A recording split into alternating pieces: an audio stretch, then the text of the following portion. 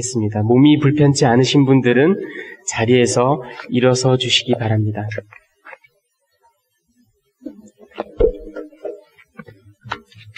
네, 오늘 함께 나누실 말씀은 로마서 1장 8절에서부터 15절까지 말씀입니다. 8절에서부터 15절까지 말씀인데 다소 긴 관계로 오늘은 14절부터 17절까지 다 같이 한 목소리로 합독하도록 하겠습니다.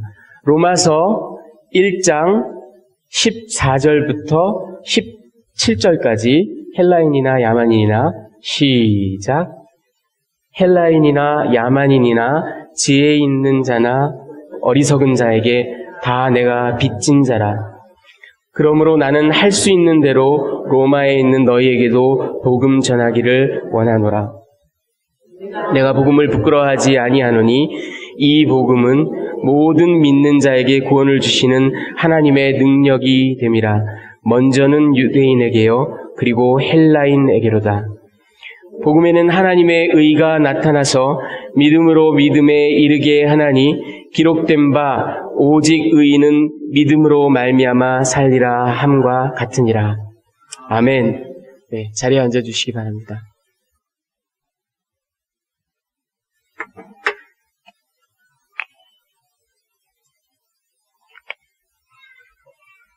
자, 오늘 제목이 좀 길죠? 복음, 하나님의 능력, 하나님의 의, 하나님의 신실함. 제가 옛날 얘기를 하나 해드리면서 시작을 하겠습니다. 네, 제가 조절하겠습니다. 페르시아의 왕이에요. 네, 영화의 한 장면입니다. 근데 그게 중요한 게 아니라 페르시아에 전해져 내려오는 전설이라고 합니다. 왕이 자기를 충성스럽게 섬길 아주 충직한, 아주 신실한 신하를 얻기를 원했습니다. 근데 캔디딧이 2명이 있었어요. 누구를 할까? 그러다가 이제 마지막 태스크를, 과업을 하나 주자. 그렇게 해서 그 신하 될 사람, 이제 2사람을 불러놓고 명령을 내립니다.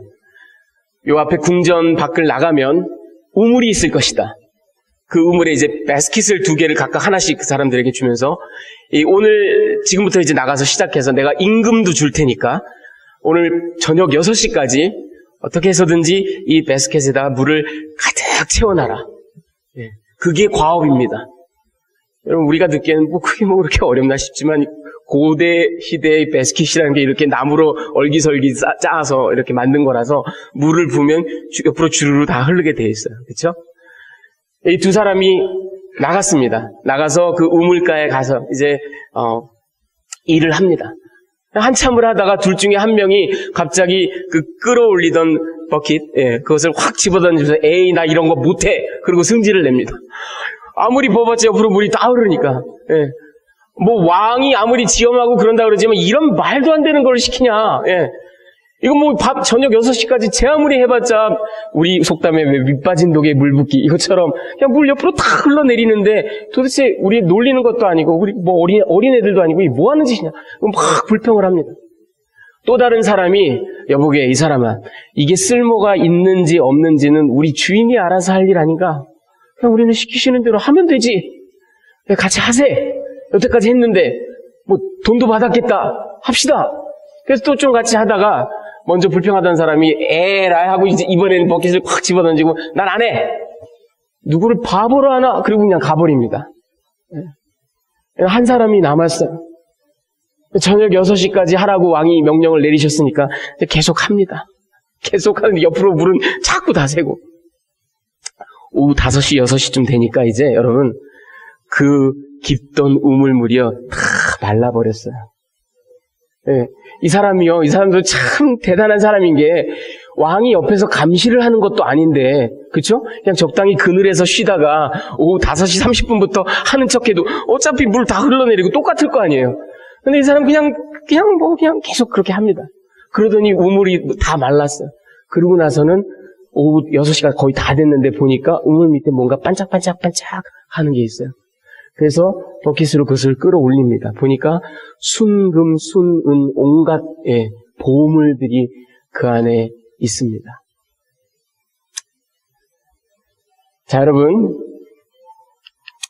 오늘 본문으로 보면요 이제 사도 바울이 로마인들에게 편지를 하면서 이 8절부터 10절까지는 바울이 감사를 하고 그리고 중보 기도를 한다라는 내용을 전합니다. 너희 로마인들의 믿음이 복음이 전해진 모든 곳에 자자하게 소문이 났다. 내가 그로 인해서 우리 하나님께 감사를 드린다. 그런 내용이 있습니다. 그리고 하나님이 나의 증인이 되시거니와 내가 기도할 때마다 너희를 위해서 기도한다. 여러분, 이 로마 교회는요, 사도 바울이 개척한 교회가 아닙니다. 사도 바울은 한 번도 방문조차 해본 적이 없는 교회입니다. 그저 소문만 들은 교회예요. 바울이 전도한 사람들이 얼마나 많겠어요. 바울이 세운 교회가 얼마나 많겠어요. 그런데 이 바울이요, 한 번 생면부지의 사람들을, 이 로마 교인들을 위해서 하나님이 나의 증인이 되시거니와 내가 기도할 때마다 너희들을 위해서 간절히 기도한다. 이 바울의 이 정말 뜨거운 사랑, 목자의 마음이 보여지는 그런 장면이기도 합니다. 자, 그리고 이제 11절부터 15절까지는요, 바울이 로마를 방문하는 이유를 쭉 설명을 하는데요. 그 첫 번째가 뭐냐면 11절에 보면 그 어떤 신령한 은사를 내가 너희에게 나누어 주어서 너희를 견고히 하기를 원한다, 이런 얘기를 합니다. 여러분들, 이 신령한 은사라는 건 바울이 고린도전서 12장에 얘기한 뭐 어떤 방언이라든가 예언이라든가 통역이라든가 병고침이라든가 이런 특별한, 소위 말하는 성령의 그 특별한 은사, 그런 것을 말하는 게 아닐까라고 생각을 했지만 전혀 그렇지는 않습니다. 왜냐하면요, 사도 바울이 고린도전서 12장 11절에도 얘기했고 28절에도 얘기했고 로마서 12장 6절에도 얘기하고, 바울이 이런 신령한 은사를 얘기할 때 꼭 그가 하는 말은 이것은 하나님이 또는 성령님이 너희에게 주시는 것. 단 한 번도 사도나 어떤 사람이 이런 신령한 은사를 준다라고 얘기한 적이 없어요, 바울 서신에. 근데 지금 여기 바울은 내가 그 어떠한 신령한 은사를 너에게 나눠주겠다라고 얘기를 하잖아요. 그러니까 바울의 편지에 비춰봤을 때 이것은 그런 어떤 성령의 은사, 그런 걸 말하는 게 아닙니다. 그렇다면 뭘까? 이 spiritual gift라는 건 딴 게 아니고 바울이 묵상하고 하나님으로부터 계시받고 사역하면서 그가 깨달은 복음의 내용입니다. 그러니까 spiritual insight입니다. 그가 깨달은 복음을 그가 직접 가서 face to face, 얼굴을 보고 직접 나누어 주기를 원한다. 나의 깨달음을, 복음에 대한 나의 깨달음을 나누어 주기를, 쉽게 말하면 설교하기를 원한다라는 얘기입니다. 너희에게 설교하기를 원한다. 그런 이야기입니다. 그리고 두 번째로는 12절에 보면 우리가 피차 아니함을 얻기를 원한다, 그렇게 얘기를 합니다. 이게 바울만 그렇게 뭔가 스피리추얼 인사이트를 주는 게 아니라 바울도 그곳, 그 로마 땅에 제국의 수도에서 한 번도 사도가 방문한 적도 없는 그곳에서 사람들이 믿음 생활을 하고 있는 모습을 보면서 사도 바울도 무엇을 느끼냐면, 하나님께서 이렇게 위대하게 일하시는구나. 저렇게 사람들에게 복음을 전파하시고, 믿음 생활을 하게 하시고, 압박 속에서도, 핍박 속에서도 이렇게 꿋꿋하게 예수 그리스도를 높여드리는 이런 예배를 드리고 있구나. 얼마나 우리 하나님이 위대하신가. 그러니 내가 태장을 맞아도, 파선을 해도, 욕지거리를 당해도, 침뱉음을 받다, 돌에 맞아도 나는 정말 아름답고 위대한 일을 하고 있구나. 그 안위함, comfort, 피차가 서로 안위함을 받기 위함이다, 그렇게 얘기를 합니다. 그리고 13절에 보면 어떤 열매를 맺기를 원한다고 합니다. 여러분, 이거를 우리가 얼핏 생각하면요, 사도 바울이 로마에 가서 저자거리로 확 나가가지고요, 로마인들, 헬라인들 그런 사람들한테 복음을 프리젠테이션해서 회심자를 얻기를 원한다, 열매를 얻는다, 그러니까 그렇게 생각하기 쉽습니다. 물론 바울이 아마 그런 일도 할 거예요. 하지만 이 편지에서 내가 열매를 맺기를 원한다는 건 그런 에반젤리즘을 말하는 게 아닙니다. 로마 교인들, 너희들에게 내가 복음을 더 깊게 설명하고 더 높게 설명하고 더 차원 깊게 설명해서 나의 스피리추얼 인사이트를 설명해줘서 너희들이 더 견고해짐으로 말미암아 하나님 앞에 굳건하여져 가기를 원한 그게 바로 열매예요. 그러니까 gospel presentation 아니면 preaching the gospel 복음을 선파한다라는 말이 오늘날 우리가 이분법적으로 생각하기 쉬워요. 뭐 노방전도하고 선교지에 나가서 예수님을 처음으로 소개하는 거는 gospel presentation 아니면 preaching 그리고 믿는 자들에게 복음을 더 깊이 설명하고 새롭게 설명하는 거는 그건 뭐 그냥 뭐 제자 교육 내지는 뭐 something else 뭐 공고히 함 그러나 바울이 얘기한 성경적인 복음 전파라는 건요 두 가지를 다 포함하는 겁니다. 이미 믿고 있는 로마 교인들에게 복음을 더 깊이 있게 설명하는 것. 그래서 그들이 더 굳건하고 신실한 신자가 되게 하는 것. 그리고 끝으로 이 모든 것들을 떠나서 근데 내가 안 갈 수 없는 갈 수밖에 없는 이유가 있다. 그게 뭐냐? 나는 복음의 빚진 자다 이거야. 나는 빚 갚으러 간다 이거야. 제가 빚 갚으러 간다는 얘기를 예전에 했었죠. 난 빚 갚으러 간다 이거야. 예수님으로부터 큰 갚을 수 없는 복음의 빚을 졌다 이거야. 그러니 내가 너희들에게 가서 복음을 전하는 것이 프리칭을 하는 것이 이게 내가 받은 은혜를 조금이라도 갚는 길이다. 그렇게 얘기를 합니다. 자, 그리고 나서 이제 16절, 17절에 바울이 전하는 복음, Gospel according to Paul. 예. 어떤 신학자는요, 여러분, 신약 성경 전체에서 이 로마서 1장 16절, 17절만큼 중대한 구절이 없다라고까지 이야기를 합니다. 너무나 중요한 말씀. 바울이 전하는 복음. 그런데 그 내용은 하나님의 능력, 하나님의 의로움, 그리고 하나님의 신실하심입니다. 그 내용을 여러분 이제 메시지 부분에서 제가 좀 자세히 나누어 드릴까 합니다. 자, 여러분 오늘 메시지와 적용을 제가 세 가지를 여러분께 나누기를 원하는데요. 이 16절, 17절의 내용을 가지고 자, 16절의 내용을 먼저 볼 텐데 여러분 그것을 제가 이름을 이렇게 지어봤습니다. 복음 본색. 저 웃으시는 분들은 저랑 세대가 비슷한 분들이에요. 87년에 영웅 본색이라는 영화가 나왔어요, 여러분. 예, 주윤발, 장국영 뭐 이런 사람들이 맨날 담배 입에 물고 성냥개피 입에 물고 그때는 남자애들이 전부 다 바바리만 입고 다녔어요. 예, 주윤발 흉내 내느라고. 사실 말도 안 되는 뭐 예술적인 가치도 전혀 없고 말도 안 되는 오락 영화가 그런데 그 내용이 그냥 별게 아니라 이런 거예요. 주윤발이 그렇게 해서 굉장히 멋있는 캐릭터로 나옵니다.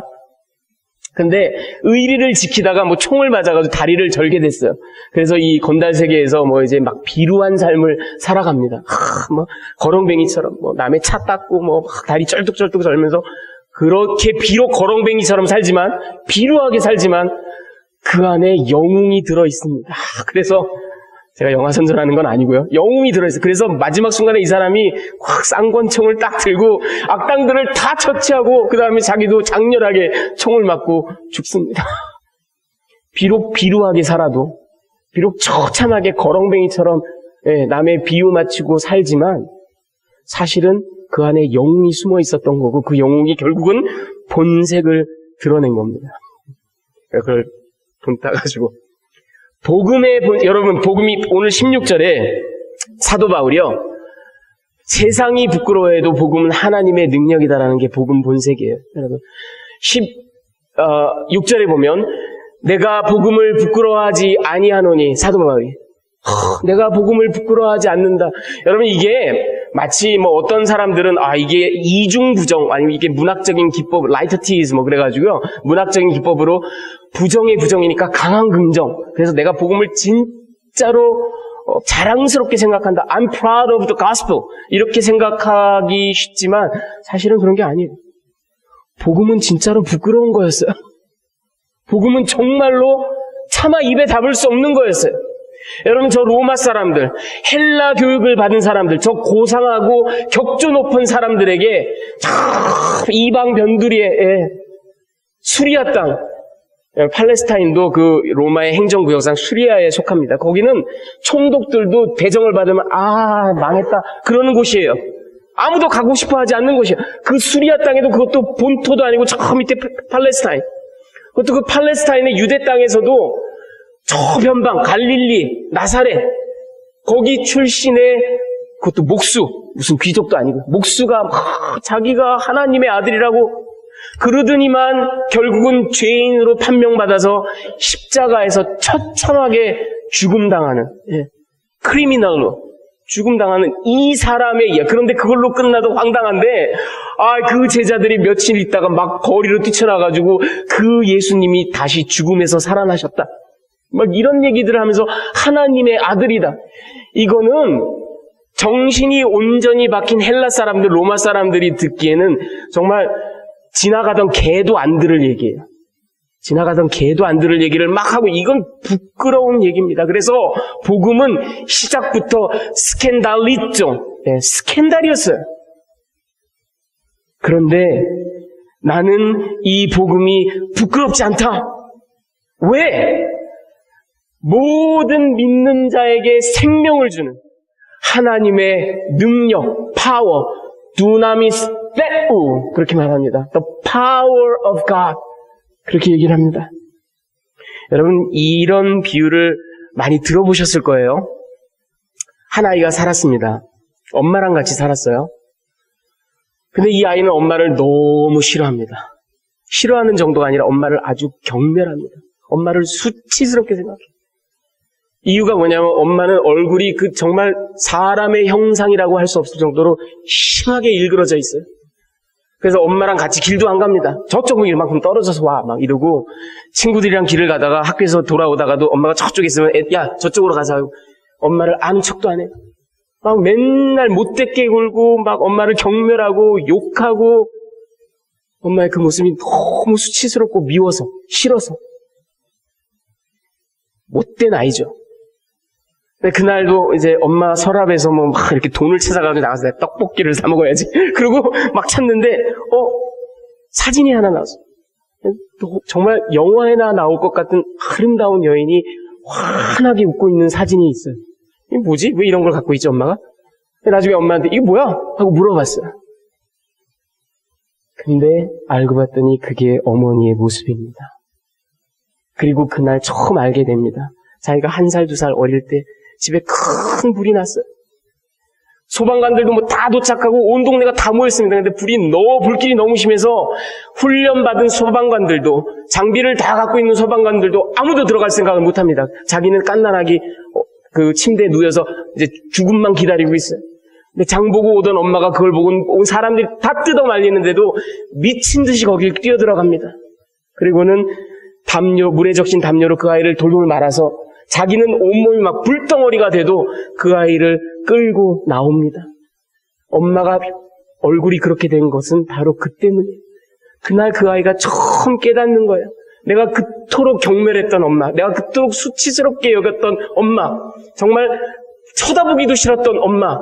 근데 그게 알고 봤더니 나를 살리기 위해서, 나에게 생명 주기 위해서 저 대가를 치르고 아무도 들어가지 않는 그 불길을 막 뛰쳐들어가는 엄마의 능력, 나를 살리는 능력이 된 거예요. 사도 바울이 지금 똑같은 얘기를 하는 겁니다. 니네들이 듣기에는 수치스러운 이야기, 말도 안 되는 이야기, 정말 콧방귀 낄 이야기. 하지만 그것이 모든 믿는 자에게 영생을 주는, 생명을 주는 하나님의 능력, 두나미스 페우, the power of God. 그래서 내가 복음이 너무 이게 바로 복음의 본색이에요. 복음의 진정한 모습이에요. 여러분 고린도전서 1장 18절을 한번 보십시오. 사도가 고린도 교인들에게 편지할 때 십자가의 도가 멸망하는 자들에게는 미련한 것이요. 교양 있는 사람들, 교육받은 사람들, 제정신을 갖고 있는 사람들이 듣기에는 뭐 저딴 소리가 다 있어. 무슨 나사렛의 카펜터가 무슨 하나님의 아들이야. 그 사람이 하나 죽은 게 내 죄랑 무슨 상관이야. 멸망하는 자들에게는 미련한 것이지만 구원을 받는 우리에게는 두나미스 페우, The power of God. 나를 살리는 하나님의 능력이. 여러분, 아까 제가 페르시아 왕 얘기를 했죠. 예. 여러분, 그 이야기의 비유를 잘못 곡해하시면 안 됩니다. 뭐, 남이 보거나 안 보거나 죽도록 일을 해가지고 내가 물을 채워야지. 그래서 이게 무슨 work righteousness, 예, 행위를 통한 구원을 얘기한다고 생각하시면 안 돼요. 이 비유의 초점은 그게 아니에요. 지금 이 고린도전서 이야기처럼 남들이 다 콧방귀, 이거 뭐 하는 짓이야? 이거 미친 짓 아니야? 말도 안 되는 얘기 아니야? 미련한 짓 아니야? 부끄러운 짓 아니야? 하고 되돌아서지만 그 안에 보화가 있어요. 그 안에 구원이 있습니다. 그 안에 power of God, 두나미스 페우가 있습니다. 이게 복음의 본색입니다. 여러분, 복음은 우리에게 생명을 주는 하나님의 능력인 줄 믿습니다. 자, 두 번째는요, 복음 내용. 오늘 그 제목이 마치 무슨 홍콩 영화 제목들 같죠? 복음 내용. 복음의 컨텐츠. 복음의 내용은 뭐냐면요, 복음은 아들을 통해 드러낸 하나님의 의로움, righteousness입니다. 여러분 17절에 아까 봤던 내용 다시 한번 보면 복음에는 하나님, 아까는 복음이 하나님의 파워라 그랬어요. 그런데 이 복음의 내용을 들여다보니까 복음에는 하나님의 의가 나타나서 the righteousness of God, 예, 디카이오순의 페우라는 말을 썼어요. 하나님의 의가 나타나서 믿음으로 믿음에 이르게 하나니, 이렇게 사도가 이야기를 합니다. 이 하나님의 의가 뭔가, 이 righteousness of God이 뭔가, 지나간 2000년 동안 수많은 교부들이, 신학자들이, 신자들이 막 여러 가지 얘기를, 그런 거를 여러분들이 다 어떻게 아시겠어요? 그러니까 이런 걸 위해서 제가 있는 거예요. 그렇죠? 제가 쫙 정리해가지고 오늘 5분 만에 여러분들에게 쫙 전해드립니다. 다른 건 모르셔도 돼요. 이 세 가지만 아시면 돼요. 이거는 초대교회 때부터 지금까지 그 내용을 오늘날에도 성경학자들이 여전히 고수하고 있는 아주 핵심적인 내용 세 가지입니다. 첫 번째가 뭐냐? 하나님의 의는 하나님의 속성이라는 거예요. 초대교부들이 이야기를 많이 했습니다. 하나님의 긍휼, 하나님의 사랑, 하나님의 자비, 그리고 하나님의 언약적 신실하심, covenantal faithfulness, 헤세드라고 얘기했던 거, 그리고 하나님의 정의, 의로움, justice, righteousness, 이런 것들이 복음의 내용으로 나타났다라는 겁니다. The righteousness of God, 예. of God이라는 것을 소유격, possessive genitive라고 해요. possessive로 보는 겁니다. 그 righteousness는 하나님이 소유하고 계시는 거예요. 두 번째는 하나님이 행하신 일입니다. 주로 이스라엘의 역사를 보면요, 시편 98편에도, 아니면 이사야 46장, 이사야 51장, 하나님의 righteousness라는 말이 나올 때, 거의 어김없이 어떤 식으로 말이 나오면, 나의 의로움을 드러낼 것이고, 내 백성들을 구할 것이다. 이렇게 말씀하십니다, 하나님이. 그러니까, 구약적 의미에서, the righteousness of God이라는 건 하나님께서 백성들을 건지시기 위해서, 애굽에서 건지시기 위해서, 블레셋 사람들로부터, 아수르 사람들로부터, 바빌론 사람들로부터 건지시기 위해서 하나님이 직접 팔 걷어붙이고, 비켜! 내가 나갈게! 하고 나서시는 거예요. 하나님의 액션이에요. 그러니까 이런 거를 subjective genitive라고 해요. 주격이에요. 그러니까 righteousness of God, 하나님이 righteous한 행동을 주어가 되어서 하시는 겁니다.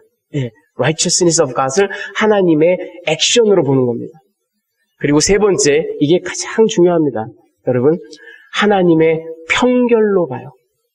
종교개혁자 마틴 루터가 특별히 이 점을 아주 강조합니다.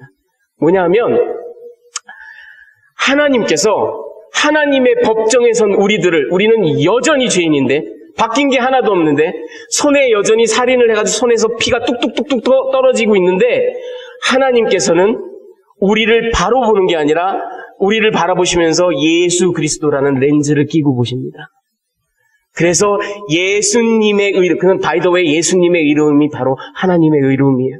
그 하나님의 의로움이 예수님의 의로움이고 그 예수님의 의로움이 우리에게 전가가 되는 겁니다. 그래서 하나님께서 너는 의롭다, 너는 righteous하다 하라고 땅 평결을 내리시는 겁니다. 예, 이게 바로 종교개혁자 마틴 루터와 오늘날에도 많은 개신교 신학자들이. 자, 그런데 여러분, 저 세 가지가요. 뭐 1번이 맞고 2번, 3번이 틀렸다. 뭐 1번은 조금 맞고 2번은 많이 맞고 3번은 틀렸다. 뭐 3번이 맞고 1, 2번이 틀렸다. 서로 싸울 필요가 없어요.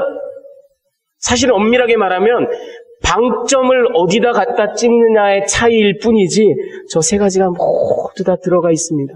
뭐냐 하면 우리 하나님께서는 아들 예수 그리스도를 통해서 하나님의 속성, 하나님의 의, 하나님의 자비, 하나님의 사랑, 하나님의 긍휼을 이미 완전하게 보여주셨어요. 하나님의 속성을 아들을 통해서.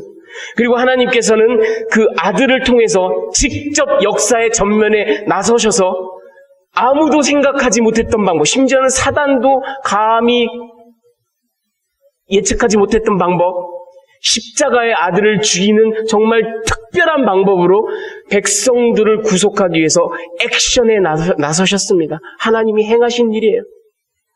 그리고 하나님의 편결, 하나님께서는 그 아들의 의가, 예수 그리스도의 의가 우리에게 전가된 것으로 보시고 우리를 우리 그 모습 그대로 보시는 게 아니라 예수짜리 인간들로 보시는 겁니다. 그래서 너는 의롭다라고 편결을 하세요. 결국은 저 세 가지가 하나님의 의에 전부 다 들어가 있습니다. 그런데 중요한 건 그 공통분모가 뭐냐면 결국은 아들입니다. 아들. 하나님의 의는 결국은 하나님의 아들 예수 그리스도고 특별히 십자가 그리고 그의 보혈입니다.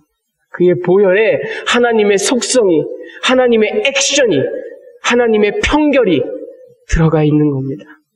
여러분 제가 지난 주간에 이렇게 말씀 묵상하고 공부하다가 굉장히 재밌는 걸 발견했습니다. 한번 들어보십시오. 여러분 이 차이니스 캐릭터의 의롭다, righteousness라 저렇게 쓰죠. 저거를 파자를 해보면요, 이 파자라는 게 뭐 변이나 부수를 이렇게 딱 쪼개가지고 그 말의 어원이나 그 뜻을 풀이하는 거잖아요. 저 파자를 해보면 이렇습니다. 위에 있는 게 양이에요, 양. 아래에 있는 게 나, 아자입니다. 여러분 너무 신기하지 않아요? 내가 하늘 밑에 서 있어요. 하늘 밑에 서 있어요. 도저히 하늘에 이를 수가 없습니다. 하늘의 의로움과 하늘의 자비와 하늘의 거룩함에 이를 길이 없어요. 하나님이죠, 그렇죠? 그런데 어린 양, 보라, 세상 죄를 지고 가는 하나님의 어린 양이로다. 어린 양이 중간에 딱 들어서시면 내가 하늘을 바라보고 의롭다 하는 겁니다. 너무 기가 막히지 않아요? 여러분, 아들, 하나님의 의는 아들입니다. 이게 바로 복음의 내용입니다. 자, 끝으로 세 번째, 복음의 완성. 복음 완성은 하나님의 신실하심이 복음을 완성한다라는 내용입니다. 여러분 아까 그 로마서 1장 17절 다시 보시면 복음에는 하나님의 의가 나타나서 믿음으로 믿음에 이르게 하나니 기록된 바 오직 의인은 믿음으로 말미암아 살리라. 이 말씀이 하박국 2장 4절 하반절입니다. 여러분 이 하박국 2장 4절은요. 마틴 루터가 1517년에 종교개혁을 일으키면서 마틴 루터가 갈라디아서를 강해하면서 로마서를 강해하면서 아하 모먼트를 찾았던 게 바로 이 로마서 1장 17절이에요. 의인은 오직 믿음으로 말미암아 살리라. 그런데 알고 봤더니 마틴 루터보다 1500년 전에 이미 사도 바울이 복음을 전파하면서 갈라디아서 3장 11절에 로마서 1장 17절에 저 하박국 2장 4절 말씀을 코테이션을 합니다. 바울에게도 아하 이게 복음이구나. 이 의인은 오직 믿음으로 말미암아 살리라. 그런데 여러분 이걸 보시면요. 우리 개역성경에는 의인은 그의 믿음으로 말미암아 살리라. 하박국 2장 4절이 그렇게 나와 있습니다. 그런데요. 마소레틱 텍스트라는 게 있어요. 이게 MT라고 보통 줄여서 말하는데 이게 히브리본입니다. 구약 성경의 히브리본. 그 히브리본을 보면 하박국 2장 4절이 어떻게 번역이 되어 있냐면 그의 신실함으로 말미암아 의로운 자. 예?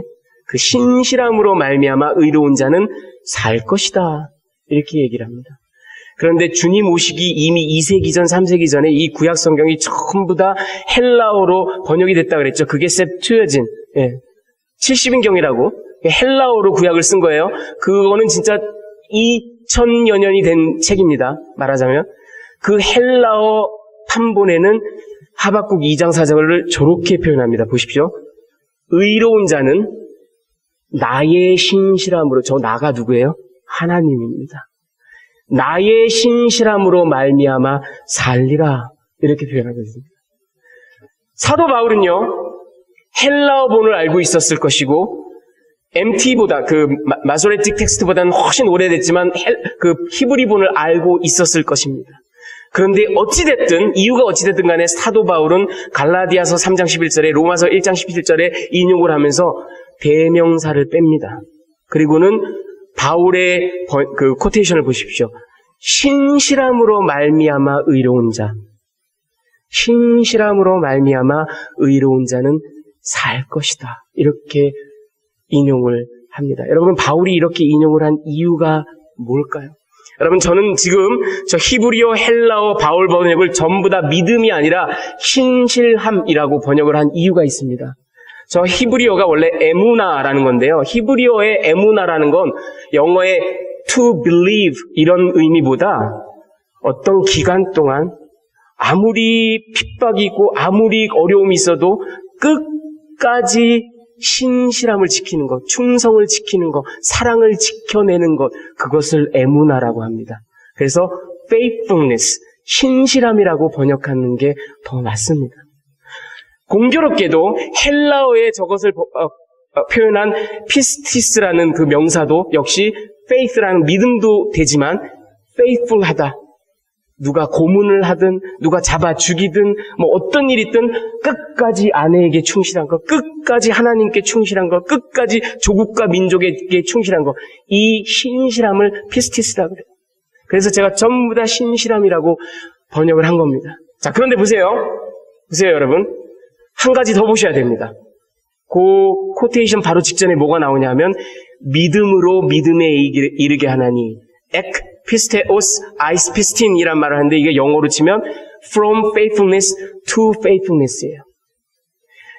저기에 대해서도 많은 내용들이 있는데 여러분 들어보십시오. 저 첫 번째 faithfulness가 뭘까? 구약의 믿음에 대한 신실함에서 신약의 믿음에 대한 신실함으로가 아니겠느냐 이런 내용도 있고, 아니 율법에 대한 신실함에서 이제는 그리스도에 대한 가스펠, 피에 대한 신실함이 아니겠느냐 이런 얘기도 있고, 아니면은 하나님의 신실함에서 우리 인간의 신실함을 말하는 게 아니겠냐 이런 얘기도 있고요. 가장 최근의 이론으로는 유대인들의 신실함에서 이제 온 이방인들의 신실함. 여러분, 뭘 말씀드리는지 아시겠어요? 저 from faithfulness to faithfulness라는 거는 뭔가가 진행이 되는 걸 얘기합니다. 뭔가가 발전이 되는 걸 얘기합니다. 프로그레션이 있는 걸 얘기합니다. 자, 그렇다면 여러분들이 한번 종합해서 보십시오. 우리는 믿는다, 믿음 이런 말을 하면 왠지 내가 주체가 되어서 어떤 이론이나 이야기를 딱 듣고 내가 오늘부터 그것을 취해서 나의 믿음으로 한번 삼아볼까 하는 이런 어떤 나의 능동성을 생각하기 쉽습니다. 하지만 성경, 히브리 성경이 말하는 에무나나 헬라어 성경이 말하는 피스티스라는 말은 그거보다는 끝까지 그 신실함을 지켜내는 것을 말합니다. 그리고 뿐만 아니라 우리는 지금 하나님의 능력, 하나님의 의로움, 하나님의 파워 이런 것들을 얘기했단 말이에요. 그리고 유대인들에게서 이방인들에게로, 구약에서 신약으로, 율법에서 보혈로 이 모든 프로그레션을 이루는 분이 누굽니까? 지금 시작하시는 분이 누구고 그것을 carry out 하는 분이 누구고 그것을 완성하는 분이 누구세요? 하나님이에요. 인간의 신실함이 있다면 그것은 하나님의 그 신실하심을 본받은 축소판일 뿐입니다. 결국은 이 로마서 1장 16절 17절에서 말씀하는 복음의 능력과 그 안에 나타난 하나님의 의는 복음을 처음 계획하신 분도, 이루신 분도, 끝까지 완성하신 분도 하나님의 그 백성에 대한 신실하심이란 얘기예요. 그리고 우리 인간은 그 하나님의 신실하심을 본받아서 나도 하나님을 본받아 신실해야지, 예수님을 본받아 신실해야지 하는 그 신실함 때문에 너희가 산다라는 얘기입니다. 결국은 복음의 시작도 끝도 하나님이십니다.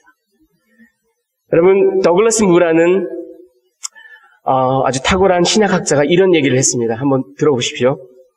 바울에게 있어서 믿음이란 어떤 교리에 동의하는 것이 아니라 어떤 인물, 즉 하나님을 얘기합니다. 인물을 신뢰하는 것, 그것이 믿음이다. 믿음은 결코 행위가 아니다. 믿음은 우리가 행하는 것이 아니라 언제나 하나님이 은혜로 값없이 내어주시는 선물을 그저 받아들이는 일종의 반응이다.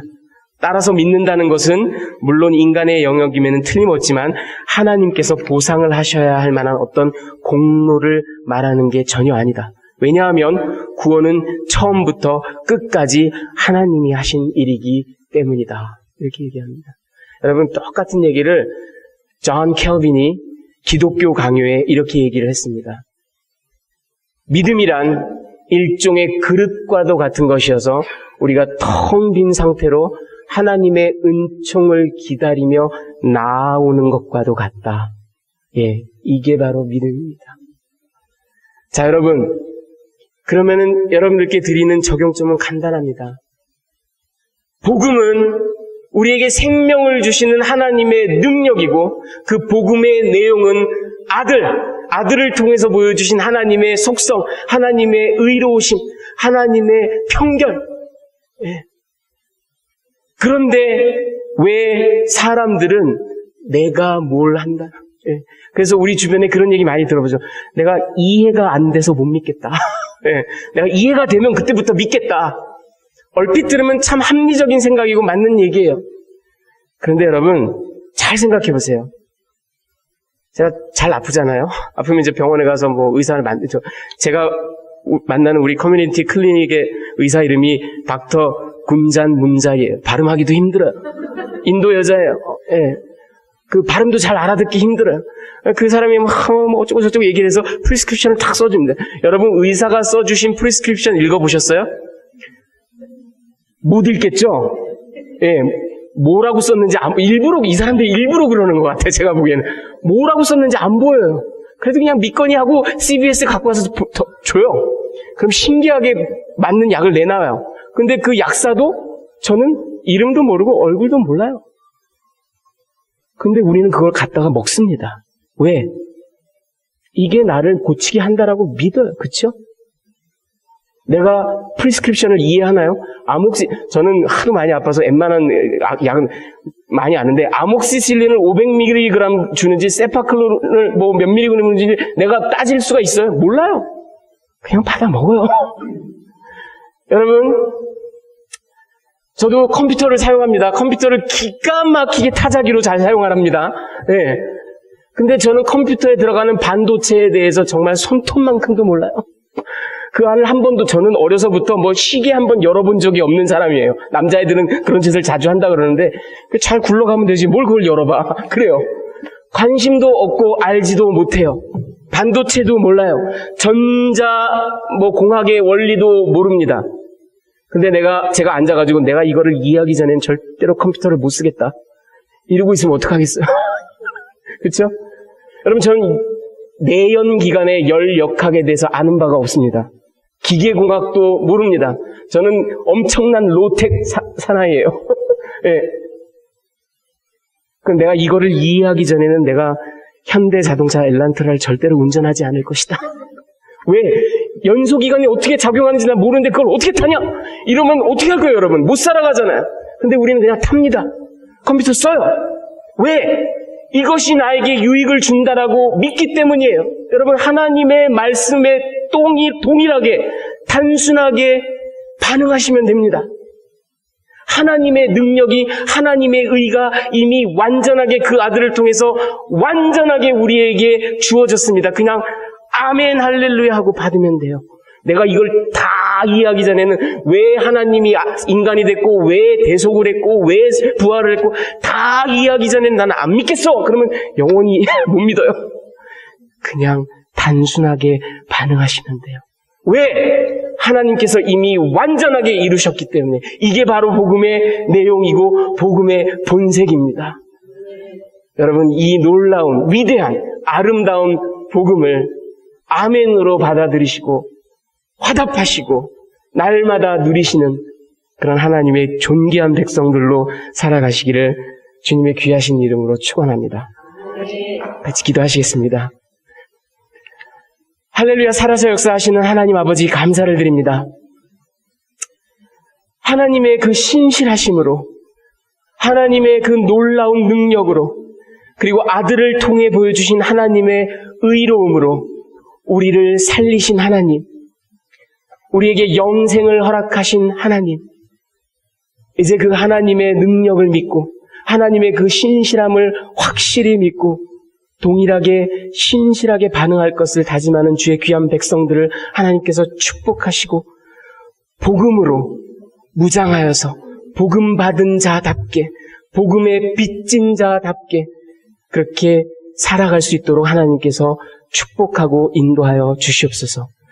주께 감사를 드리며 귀하신 우리 주 예수 그리스도의 이름으로 기도합니다. 아멘.